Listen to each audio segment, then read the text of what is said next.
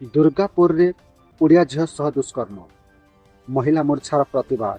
पश्चिमबंग दुर्गापुर रे जड़े ओडिया डाक्तरी झील सह गणदुष्कर्म घटी। यह घटना समस्त ओडिशा लोकंकु हताश एवं रागित करिछि।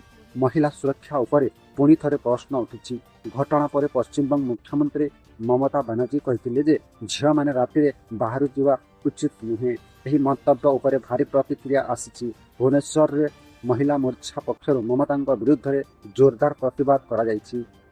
सभानेत्री डाक्टर ऐश्वर्या विश्वाल कहते जे पश्चिमबंग महिला माने सुरक्षित नहांती एवं सरकार आईन रखिबारे विफल होइछि।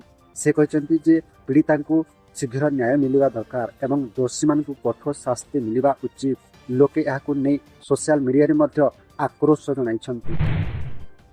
आसंता 24 डिसेम्बर आरंभ होगा विश्व प्रसिद्ध बरगड़ धनुयात्रा महोत्सव। विश्व प्रसिद्ध बरगड़ धनुयात्रा महोत्सव आसंता डिसेम्बर 24 रु आरंभ हो जनवरी 3 पर्यंत चलिबो।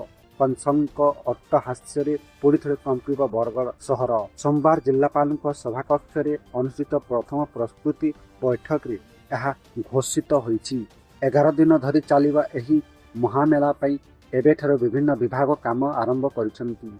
प्रत्येक 3 वर्ष रे जेपरि कलाकार चयन प्रतिक्रिया हुए सेहीपरि एथर मध्य कंस और अन्य चरित्र मध्य चयन आयोजन हेबो। एथर महोत्सव रे नूतनता और आकर्षण अधिक हेबा नै कार्यकारी और उपदेष्टा कमिटी निष्पत्ति नेछि। भीड़ और सुरक्षा को दृष्टि रखी सबु प्रस्तुति कराजिबो। बरगड़ धनुयात्रा विश्वर सबुठार बड़ खोला मंच नाटक होइथिबारु एहा ओडिया सांस्कृतिक गौरवर प्रतीक बोली जिलापाल मत। पीड़िता ओडिया डाक्तरी छात्री सह कथा हेले मुख्यमंत्री मोहन माझी। पश्चिमबंग दुर्गापुर रे गणदुष्कर्म शिकार होइथिबा ओडिया डाक्तरी झील सह आज संध्यारे ओडिशा मुख्यमंत्री मोहन चरण माझी फोन रे कथबार्ता होइछन्ति। पीड़िता वर्तमान चिकित्साधीन अछन्ति। मुख्यमंत्री तांकु आश्वासन देई कहिसन्ति जे ओडिशा सरकार संपूर्ण भावे तांको सह अछन्ति एवं तांको सुस्थता और शिक्षा जारी रहिबा पई आवश्यक समस्त सहायता दिया जिवो। एहा सह मुख्यमंत्री पीड़िता मां और राज्य महिला कमिशन अध्यक्षा शोभाना महांती सह मध्य आलोचना करथिले। से निर्देश दैछन्ति जे अपराधी माने शीघ्र दृष्टांतमूलक दंड पाउंतु। पश्चिमबंग सरकार सह संपर्क रखी न्याय निश्चित करा जिबा पई सबु फोरम व्यवहार करने मुख्यमंत्री निर्देश दैछन्ति। ओडिशा रे आसंता 3 वर्ष मध्य 45,000 शिक्षक नियुक्त देबे बोली मुख्यमंत्री मोहन चरण माझी घोषणा करछन्ति। चलित वर्ष 15,000 शिक्षक नियुक्ति पाइबे और 20,000 शिक्षक नियुक्ति हो सारी। से कहते ठिका शिक्षक नियुक्ति हेबनी। प्राथमिक स्तर गुणात्मक शिक्षा दे पिला माने आगको बढ़िबा को सरकार प्रतिबद्ध।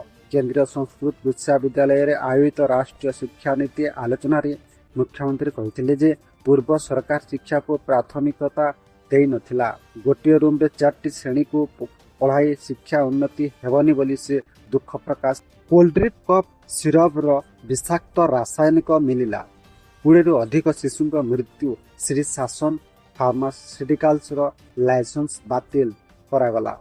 देश में 20 अधिक शिशु मृत्यु घटाई कोल्ड्रिप कप सिरप प्रस्तुतिकारी श्रीशान फार्मास्यूटिकल्स कंपनी लाइसेंस संपूर्ण रद्द होइछि। तमिलनाडु सरकार यही कंपनी को पूरापूरी बंद करने को निर्देश देइछन्ति। कोल्ड्रिप सिरप तमिलनाडु कांचीपुरम जिलार सुंगु ओभरचत्रम रे थिबा एही कारखाना रे तैयारी होइथिला। औषध रे 48.6% घातक रासायनिक डाइथिलान ग्लाइड मिलवा पर एही निष्पत्ति निया जायछि। शुक्रवार अधिकारी माने श्री शासन फार्मार कारखाना रे जांच कर औषध नमूना जबत करथिले जेउठार एही घातक रासायनिक मिलिथिला। एही घटना परे कंपनी विरुद्ध रे मामला रुजु होइछि एवं कारखाना को सील करा जायछि।